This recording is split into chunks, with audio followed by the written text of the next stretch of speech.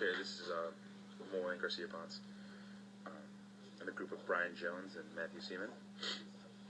We are doing a chain rule project, and we would like to start off with an explanation. Now, chain rule is it's more complicated. It's for more complicated expressions, and basically what it is if y equals f of u. Alright, you got that? And it's a differentiable function, which means you can take the derivative of it. And then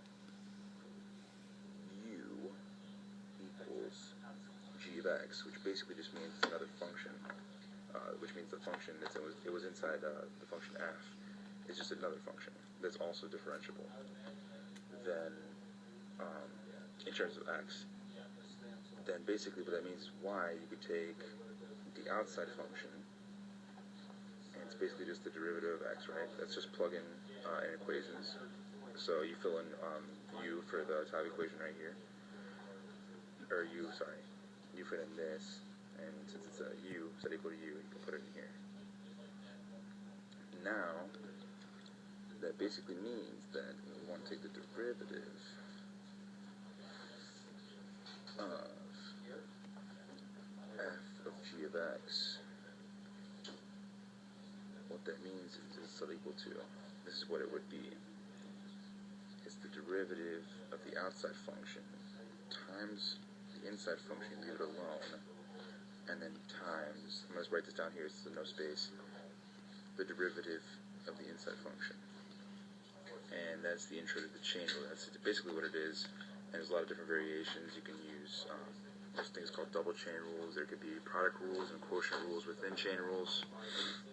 There can be trig functions inside chain rules, trig problems. So now we're going to talk more about simple problems, and then maybe get into some harder ones. So stay tuned. Alright, for our first example, we had if f of x equals 2x plus 5 squared, find f prime of x.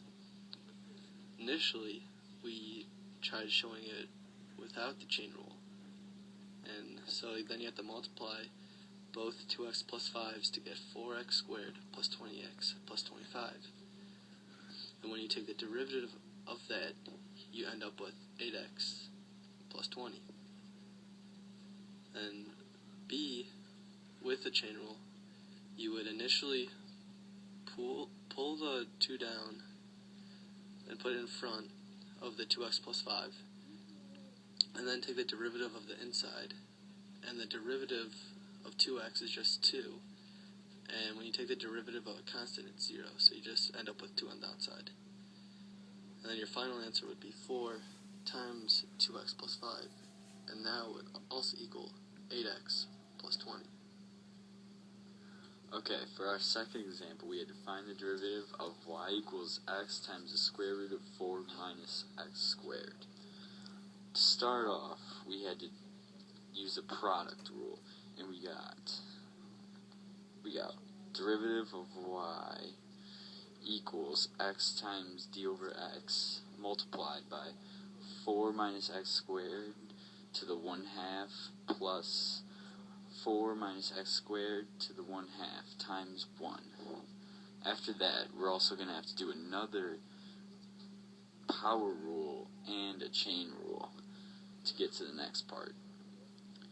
After we use the chain rule and the power rule, we'll get 4 minus x squared to the negative 1/2 multiplied by, in brackets, negative x squared plus 4 minus x squared to the first power, so that'll just be 1. And then after that, we're going to have to factor out a 4 minus x squared to the negative 1/2.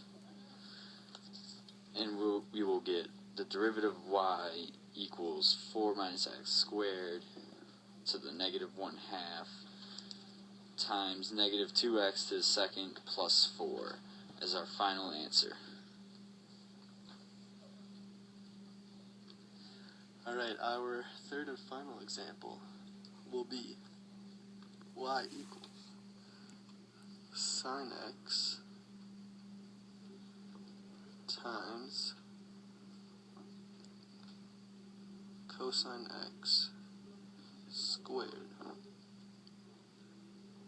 And so y prime equal cosine x times cosine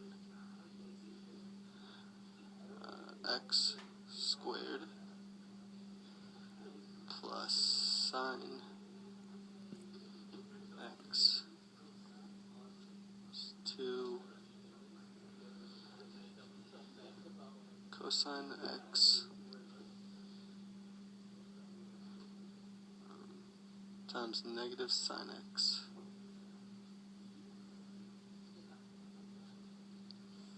And we could simplify that.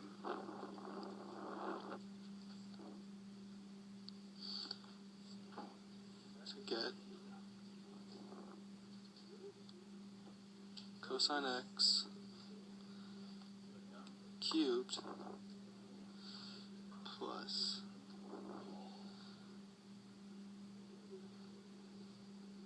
negative 2 cosine x times sine squared x. Actually, for the final part here, you can just have it as minus, also in the second line, right here, it's product rule and chain rule, and this should be a final answer.